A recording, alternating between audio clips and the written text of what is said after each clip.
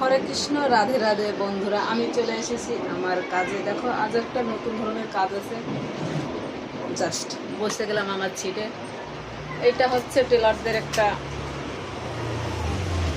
ভবিষ্যৎবাণী, অন্য টাইপের। এটা না হলে কোনো কাজে শান্তি নেই, বুঝলে তো। আজকে দেখাই দিলাম আমার ফেসটা, ঠিক আছে? চলো দেখতে থাকো। আজকে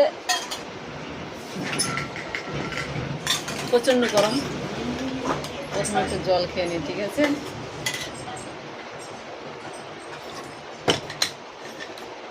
জাস্ট শান্তি শান্তি।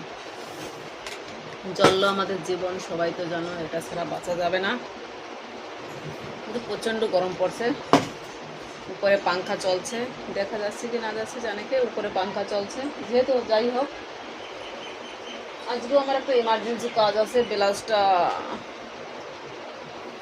কেটে কেটে কমপ্লিট করে রাখছি,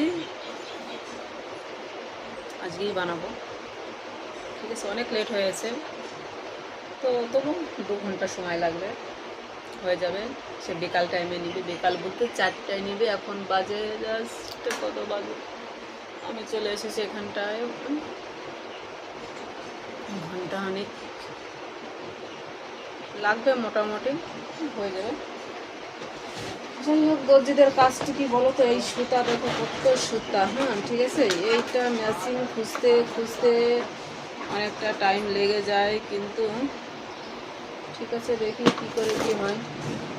তার আগে দেখো, এসব যাক, পাস অন্য কোনো নেশা নেই খাওয়ার আমার, ঠিক আছে? নেশা তো অনেক রকমের খায়, সবাই, মেয়ে হোক ছেলে হোক, অনেক ধরনের নেশা খায়।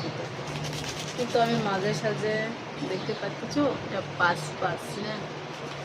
ঠিক আছে, চলো কিছুটা খেয়ে নিই।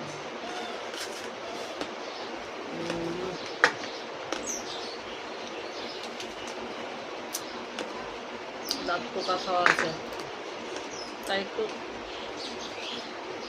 এই সাইড দিয়ে খাওয়া লাগে। এদিকে পোকা খাইছে। এখন বলতে কি, এখন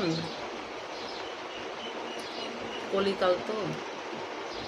আগে ছোট বাচ্চা, দুধের বাচ্চাদের দাঁত পোকা খাতো, ঠিক আছে? এখন দেখো,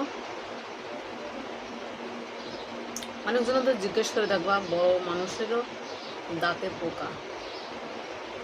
পোকা বলতে যে পোকাটা বাচ্চাদের দাঁতে, পোকা তো এক ধরনের না কয় ধরনের কি আমি বলতে পারি না, ওই পোকাটা আমার দাঁতেও আছে।